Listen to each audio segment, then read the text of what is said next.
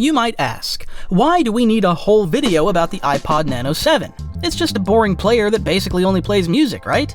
Well, first off, it's absolutely not boring. And secondly, the Nano 7 became the last true iPod in history. And here you'll correct me, but wait, there's the iPod Touch 6, 5, 7 that came out later, but are they really music players? The whole point of the Touch was that these were Apple's cheapest devices. For $200, they could do everything an iPhone could, just without the calling function, obviously. People played games on them, surfed the web, watched videos, but did anyone actually buy them just to listen to music? I doubt it. You could save money and get an iPodNano, Classic, or Shuffle instead. These are what I consider the real iPods, actual music players, not half smartphones. At the peak of iPod's popularity in 2008, Apple controlled a whopping 71% of the US digital music player market. The iPod literally defined how an entire generation consumed music, transforming from Walkmans and CD players to these sleek digital devices. And the last Apple device created specifically for music was the iPodNano 7.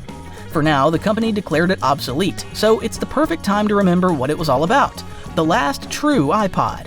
Hey guys, welcome to History of Gadgets. If you're enjoying this deep dive into Apple's last dedicated music player, don't forget to hit that like button and subscribe for more tech nostalgia. For those who don't know, the iPod is Apple's iconic product. Almost every American had one, and they sold 350 million units total.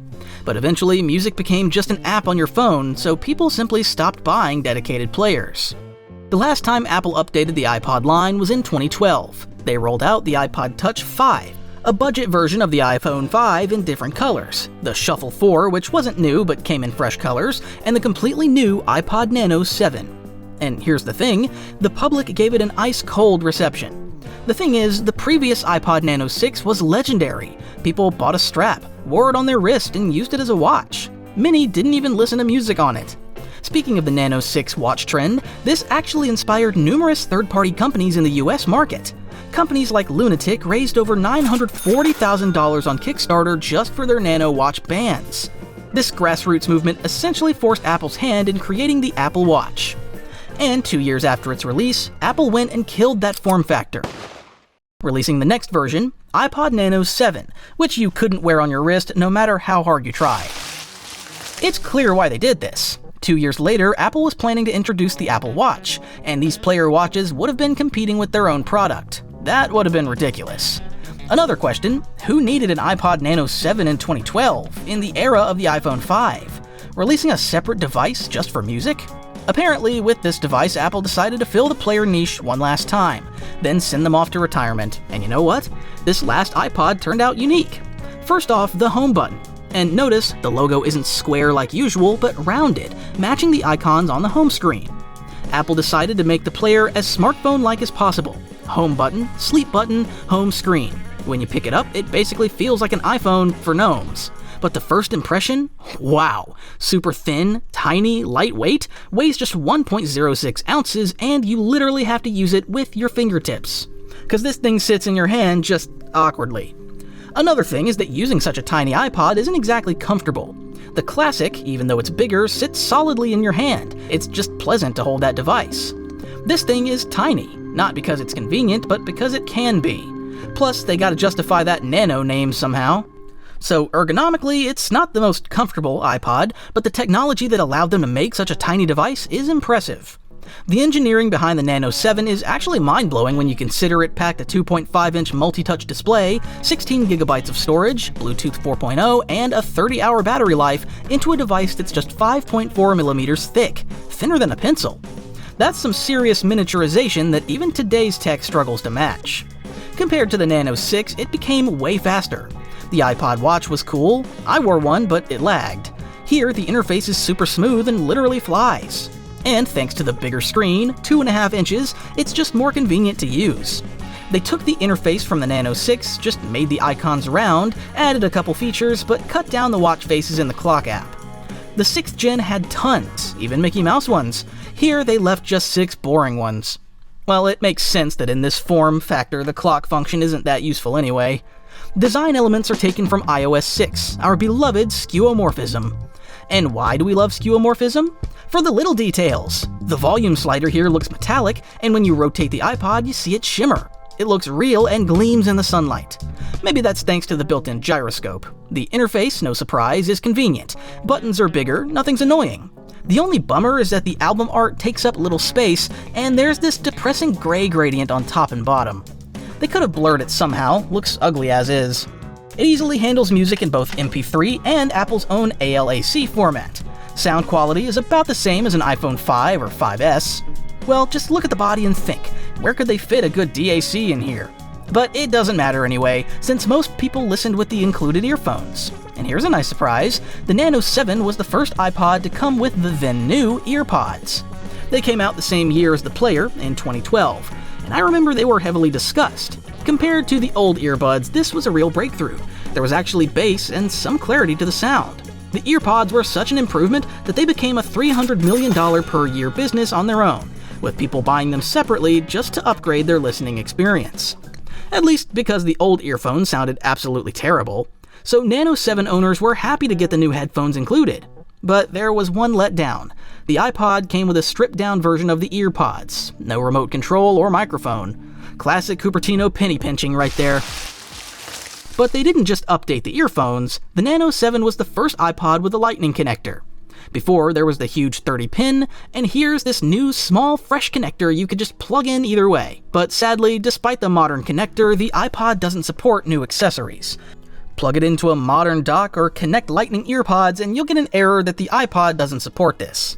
Still, it's just cool that you can charge such an old device with a cable from the latest iPhone. One reason people buy players, they're scared of Bluetooth headphones. I used to be scared too, but then I got some great TWS earbuds from Sony. Besides music, you won't believe this, but this thing can play videos. How awesome to watch them on 2.5 inches! It can show photos, has a timer and stopwatch, and even a fitness app from Nike. Thanks to the gyroscope, the iPod can work as a pedometer. The Nike Plus integration was actually a big deal in the American fitness market. Nike sold special sensors for $29 that you'd put in your shoe, and it would sync with your iPod to track your runs. This partnership between Apple and Nike helped kickstart the whole fitness tracking revolution before Fitbit even existed. And here's the coolest part, it's got FM radio! Fire it up and you're instantly nostalgic for those days when you'd tune into your favorite station on your wrist. But here's what really blew my mind, its price. Back in 2012, it launched at $149 in the US.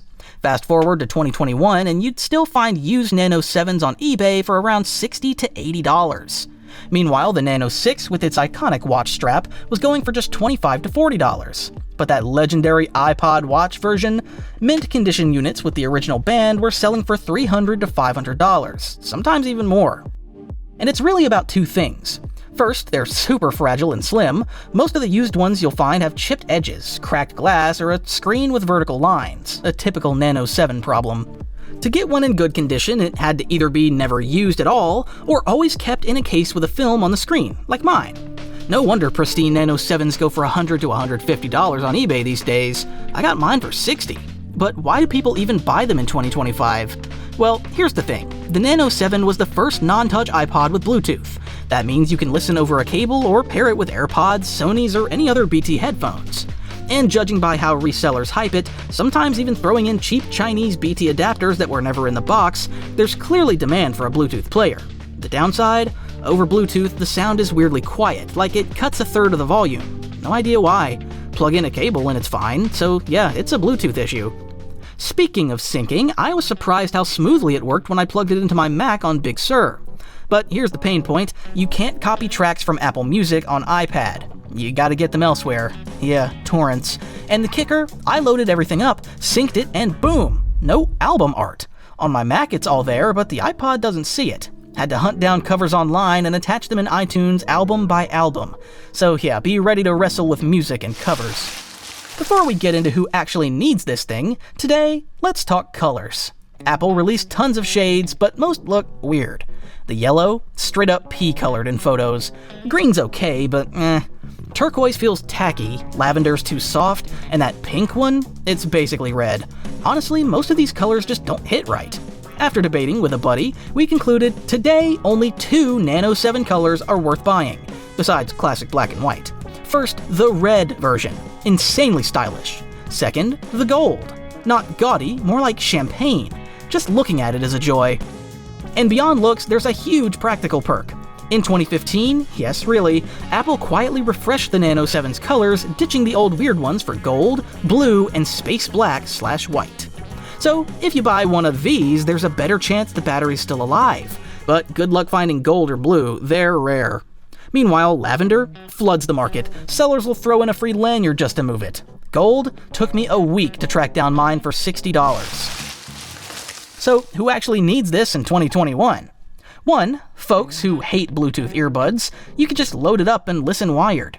2. Folks who love Bluetooth earbuds. It does support them, good for workouts. 3. People who want to save phone battery. Kinda relevant if you're still on iPhone 5 or 5S or SE, though honestly I just buy a cheap power bank. 4. Maybe kids or older folks without a phone. But truth is, none of these reasons feel strong enough to actually buy a Nano 7, especially for today's prices. So if you've got a good reason to use it, drop it in the comments. I'd really love to read it. Overall, the Nano 7 left me with good vibes. It's a tiny, charming player. Sadly, it feels like the last real iPod. Sure, the Touch 7 is technically the final one, but I bet Apple will kill it off soon. Anyway, that's it. If you're not subscribed yet, hit that button, drop a like, and comment. Thanks for watching. Peace.